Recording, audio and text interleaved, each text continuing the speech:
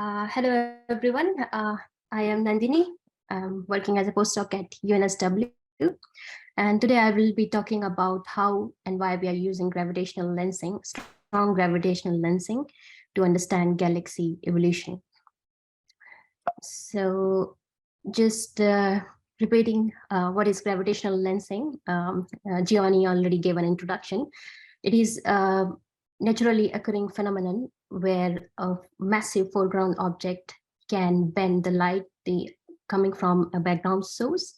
And when this foreground object, which could be a galaxy or galaxy cluster, as shown in this video, if it is massive enough, it can form multiple images of that background source. So let's clarify some terms. The image on the right is also a lens, although it looks like a barred spiral galaxy. It is not. We have it tested. The central galaxy, which we call a lens or deflector, is at an earlier redshift, at a lower redshift, and the background, there are many background sources which form these spiral arm kind of shape, but they are actually different arcs, and there are multiple images of a few sources here. So now moving on, what is new about AGEL survey compared to other lensing surveys? It is that it uses deeper and high resolution images of DES and decals compared to SDSS to identify lensing candidates based on convolutional neural networks and plus visual inspection. So it has identified lenses which were fainter and not identified in previous lensing surveys, for example, SLAC, Cassowary, and Bells. And also it has identified lenses to higher redshift, which is always advantageous to understand the high redshift galaxies and the universe. Now, why lensing is important, you already know that, but let me reiterate. Strong lensing is being used to independently measure the expansion rate of the universe, H0. It is important it is showing us the galaxies which are at high redshift, which otherwise will not be visible, the background sources.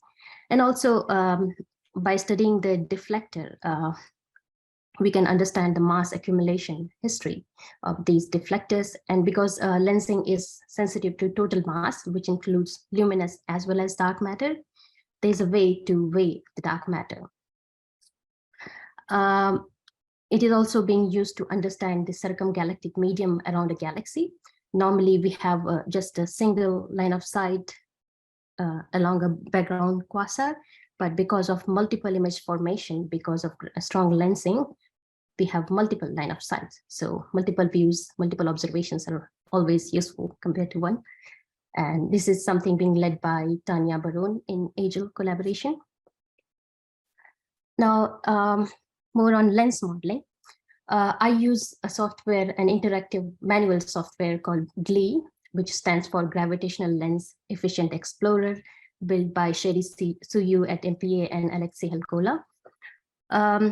So GLEE uses optimization algorithms like simulated annealing and MCMC to explore the parameter space and find the parameters which fit to a projected power law to fit for the mass distribution of the deflector.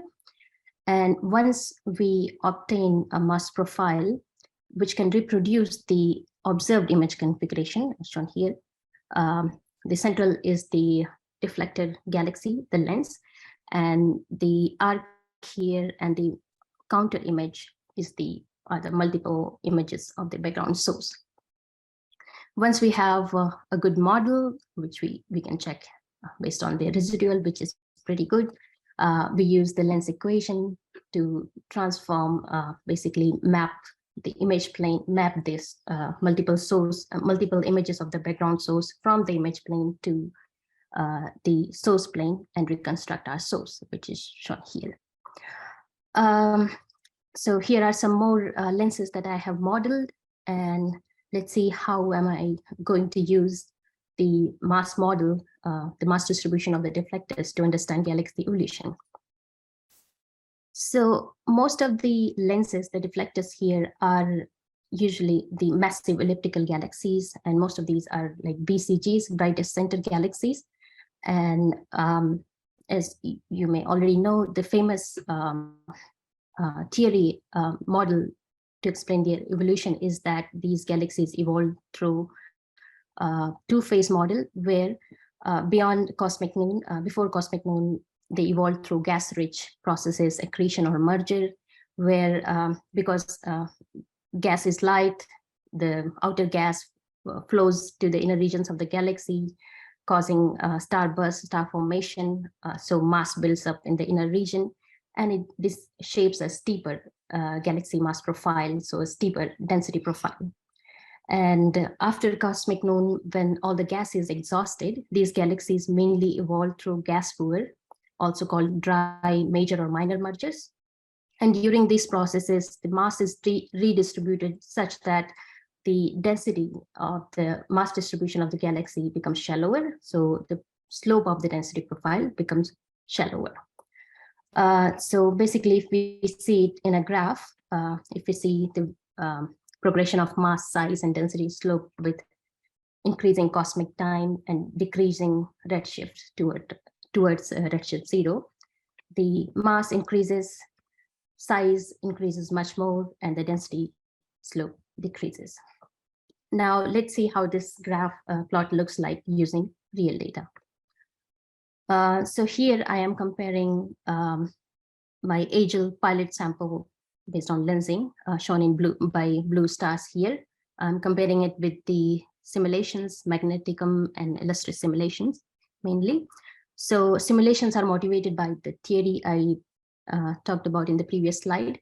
So they suggest that after redshift of 1, the slope of the total mass distribution gradually decreases or marginally decreases, and tends towards a slope of -2, which is also slope of an isothermal profile. So sometimes it is also called isothermality. So far, with this small AGEL sample, we don't see any deviation from the simulation. So we think we are consistent with the simulation. When I compare this AGEL sample with past lensing surveys, lensing observations, there are many. So I cannot talk about them individually, but collectively, the major surveys suggest that with decreasing redshift, the slope of the density profile steepens, which is in contrast to what simulations and theories suggest.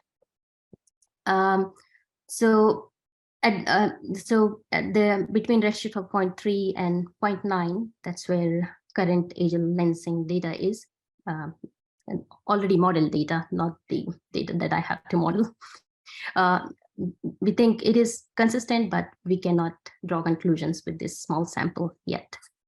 So we need to investigate, we need more data to investigate whether or not this conflict is real, especially we need homogeneously analyzed data. This further leads to my summary slide. Strong gravitational lensing is a very important tool to study high redshift universe. AGEL survey is pushing the identified lenses to higher redshift, which is great. So the first project that we are leading is studying the density slope evolution with redshift that will let us address the evolution model of elliptical galaxies. Comparison with simulation seems consistent, and we also compared with dynamical studies, but I could not talk about it here.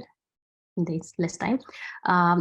But when we compare it with lensing studies, we think we need more data to draw a significant conclusion about whether or not there is a conflict.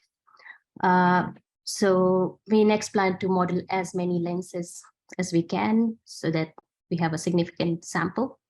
And so lens modeling is a very rigorous process. It is time and resource consuming, and manual modeling has been providing the best accurate results so far, but the community is trying to automate this process. So in future, we will also follow automation.